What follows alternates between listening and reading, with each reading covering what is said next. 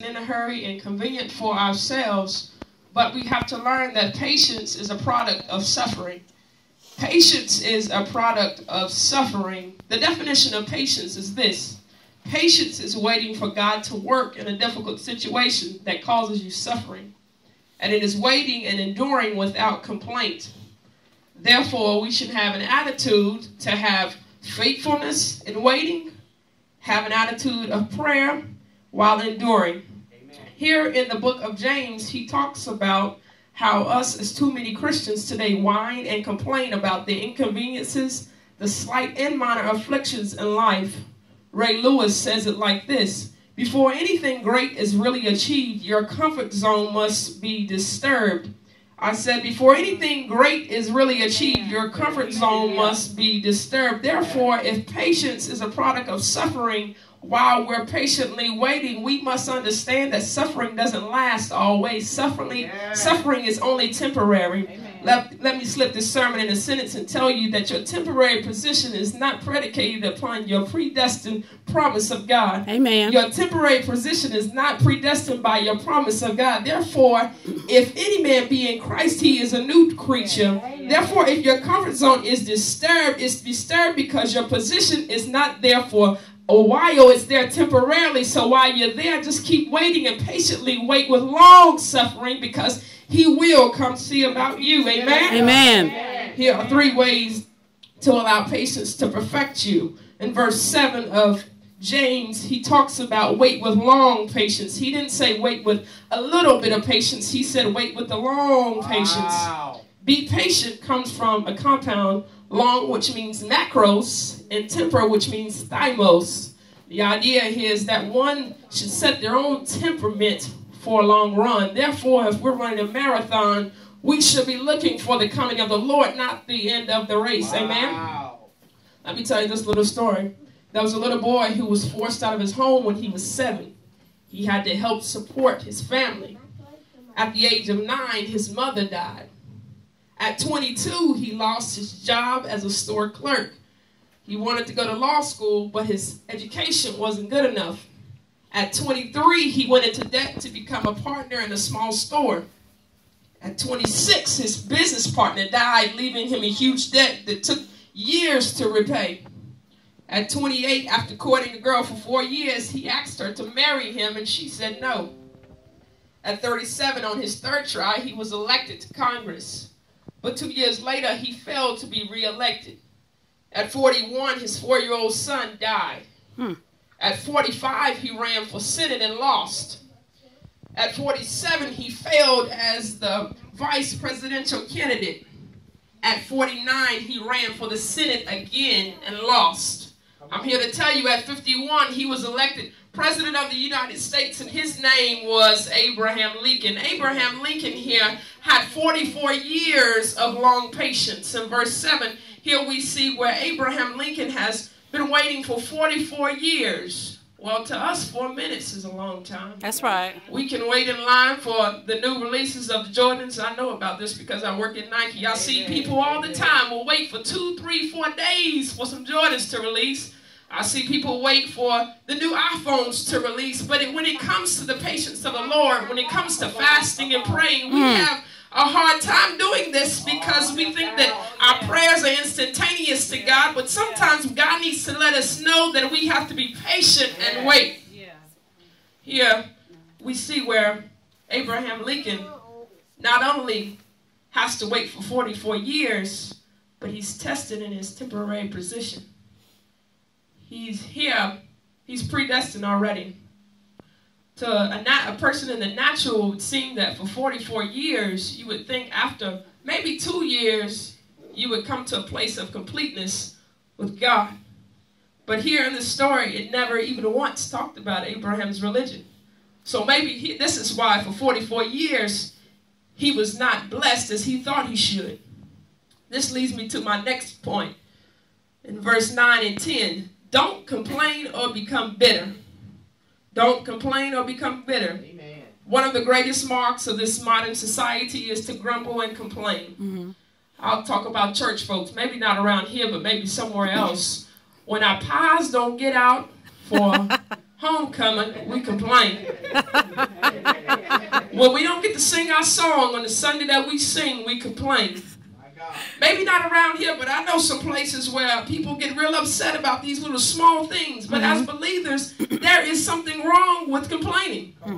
We serve a God who's just, and he's well and able to provide for us. Amen. Amen. What was Satan's goal for Job? He wanted to curse God and him to become bitter. In your free time, go take a look at the book of 1 Peter 2:18 through 23. The prophet here suffered until God performed what he desired so his will would be done. Being impatient prevents the work of God's will. Amen. Amen. Had Christ not died for us and our sins, we would be headed straight to hell. He never once thought about maybe stopping for a couple of minutes to decide on the decision whether to die on the cross and shed his blood for us, did he? No, he did not. So why should we be impatient towards him? As the believer, we don't want to have faith to trust God, but trust and faith are a strong correlation between the two. If you can't trust God, then where's your faith? That's right. If you have faith in God and can't trust God, what are those two things together? Amen. My third point is don't quit. Verse 12, don't quit. Our disappointments can be divine appointments. Amen. That's right. Our greatest disappointments can be divine appointments. Have you ever come to a point that enough is simply enough? Yes. Sometimes the battle has been long. Sometimes the battle has been hard. Seems we're facing frustration on every hand. Disappointment, heartache, divorce, sickness. Have you ever come to the part of the journey where there seems to be no rhyme, no reason to the twisted trail of life?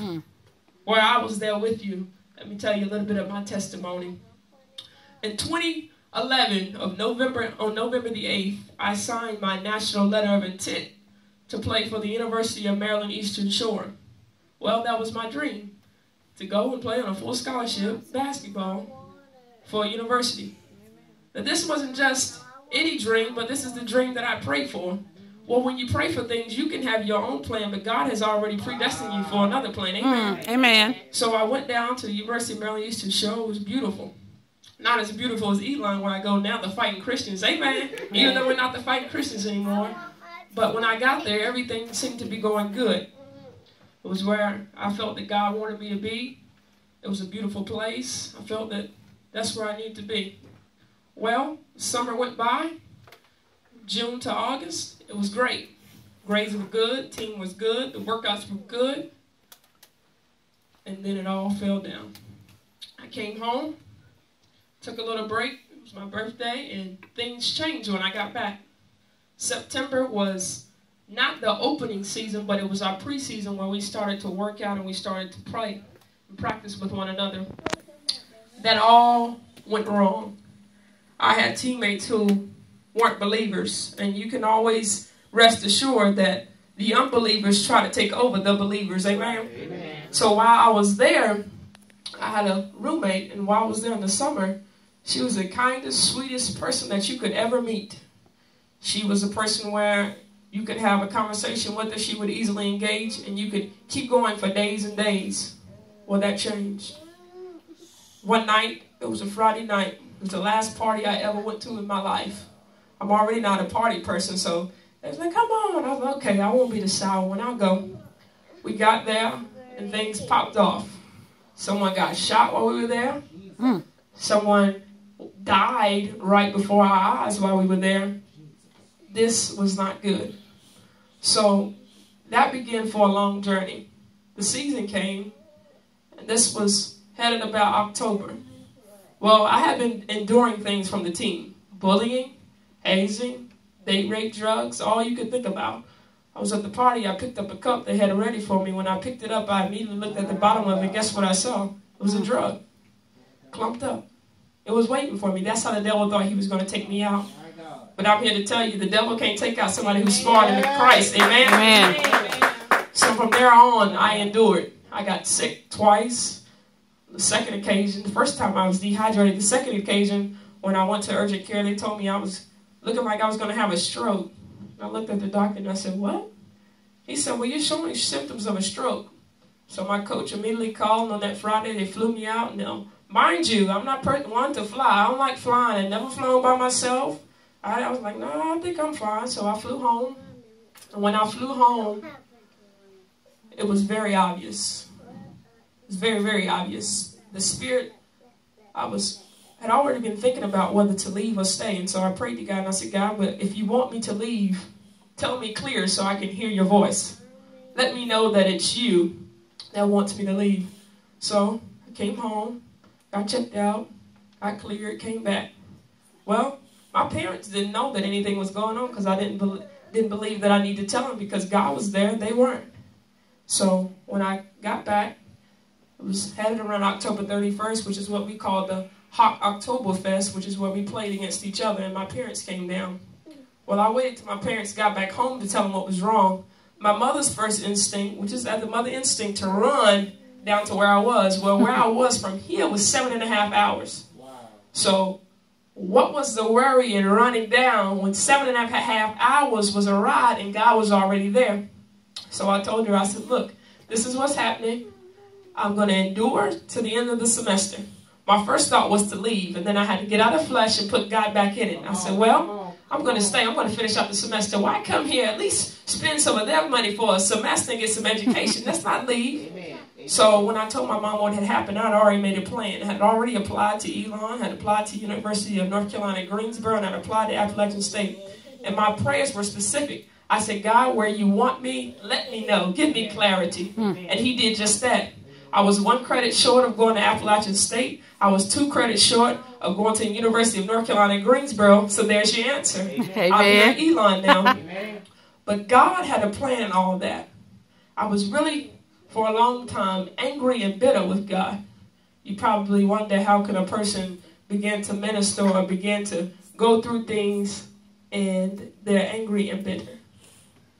And one of the things that I couldn't understand was, God, why did you allow me to play and practice for many years and have this dream set out for me, and it didn't go as planned? And the answer that I got back was this. I called you not to play basketball, not to be at University of Maryland Eastern Shore. I called you there for a season, and for that season you were there. I brought you back home so you could come and minister to the people that needed healing. I came to bring you back so that you could be a blessing to those who needed you. So when I came back here, I got my acceptance letter to Elon. And of course, for you that know, Elon is like $45,000 a year. And so I went from paying no tuition to a little bit of tuition, which for me, I'm one of those tight, stingy people when it comes to money. I'm like, oh, I don't know about going to Elon. It's real high. When I got my financial aid, I almost got $30,000 on the first round at Elon. Wow. Which was a blessing. Yes. I didn't understand why things didn't work out, but in actuality, everything worked out just as God had planned for it to. Yes. And now that I've grown and matured from that situation, it's not who's around you when you're going through a situation. It's who's praying for you, who's ministering to you, who's delivering to you, who's blessing you, who's keeping you lifted in prayer.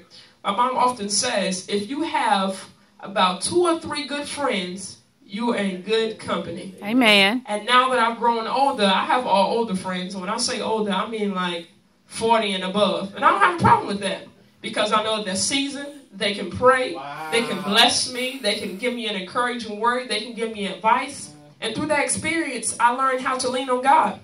Not my mother, not my father, not my grandparents. All your parents and your grandparents, they can pray for you, but you have to have your own personal encounter with God. That's right. You have to hear God for yourself. Yes. Many people say, well, the pastor told me to do such and such. Well, my next door neighbor told me to do this. Well, if you know God and have a personal encounter with him, you can pray and ask God for yourself. That's right. He'll give you an answer. Amen. That's right. That's right. Amen. In our times of trouble, we have a source. We have a supply. Ephesians 3:20 tells us, now unto him that is able to do exceedingly above all that we can ask or think, according to the power that worketh in us. God. Don't quit. Don't give up. You still have it. Rest if you must, but don't quit. When things go wrong, as sometimes they will, when the road you're traveling seems all uphill, when your funds are low and the debts are high, and you want to smile, but you have to sigh. When care is pressing you down a bit, rest if you must, but don't you quit. Amen. Life is strange with its twists and turns, as every one of us sometimes learns, and many a failure turns about, when he might have won had he stuck it out. Don't give up, though the pace seems mighty slow. You may succeed with another blow. Success is failure turned inside out, the silver lining of the clouds of doubt. And you never can tell how close you are. It may be near when it seems so very far. So stick to the fight. When your heart is hit, it's when things seem worse that you must not quit. We're almost at the end of our journey. The Lord is soon to come back. You can tell. I was talking to one of my classmates today who's a believer. We should have been paying attention to class, but we was talking about God, so it's okay. We were talking about how ISIS has attacked, and last night, my parents don't know, but I was up watching TV, and ISIS is now intending to attack New York City. And when I was in class today, we were talking about how people are so prone to watching the news, how people are so prone to gearing in to the presidential election for 2016. We haven't even got there yet. The Lord might come back before then. Amen. We're so geared and in tune for this. We have ISIS hunters, but when will we encounter Jesus and hunt for him? When will we fight as Christians to believe in him? That if we stand up for him, he'll stand up for us. That's Amen. right. Amen. It's oftentimes we find, even on the campus at Elon with the young dude passing, we find that we have so many things that are in our minds. We think about things that, you know, we're like, wow, a person would do that at Elon, they're playing football. But we encounter people who we don't know what their spirits entail. That's right. We don't know really, you know, you might hug somebody, but you don't know what they have going on. That's They right. can transfer spirit to you. You can be crazy tomorrow. Yes. We're coming to the end of our journey. We have to realize that life's journeys will throw us some curveballs, but with our curveballs, we have to realize that as Christians, we have the victory. That's right. The That's victory right. is ours.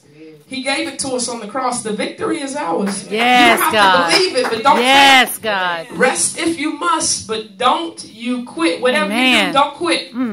He woke us up this morning. That's the reason That's not right. to quit. Thank you, Amen. God. Thank you. He gave us gas to put in our cars. Yes, That's enough thank you, for us God. not to quit. He said in Psalms 23, I am the shepherd. I shall not want. He maketh me to lie down in green pastures. He also said in Philippians 4:13, I can do all things through Christ, which gives me strength. He also said, I am the beginning and the end. He also said, the first shall be last and the last shall be first. You are the lender and not the borrower. You are above and not beneath. You are the head and not the tail. Amen. I Amen. pray that through these words on tonight, that you are blessed, that you will understand the power of patience, that you would now begin to have a deeper encounter with God, and that through your deeper encounter, he will reveal some things to you, miracles that you want to take place, that those things will come into transpiring, the things that you've desired for a long time, those family members who may not be saved, those things are coming. I believe that the Lord has not stopped doing those things. He may not be doing it because we're not doing what we should be doing. That's right. But That's right. He's on the way. He is on the way. I believe that through everything, our trials, our tests, our tribulations, they lead us to the very things that he's desired for us the most. Oftentimes when we are in a place where it's desperate, he often desires our attention. He'll make you cut off the TV. He'll make you cut off the cell phone. He'll keep you up at night just so you can hear his voice. You may notice yourself, the things you used to do, you don't do anymore. The circle that you used to be encamped around, they're not so good for you anymore. And those things allow you to transform and be who God calls you to be. Don't give up. Don't you quit. Rest if you must. The power of patience will allow you to be blessed in the long run. Amen? Amen.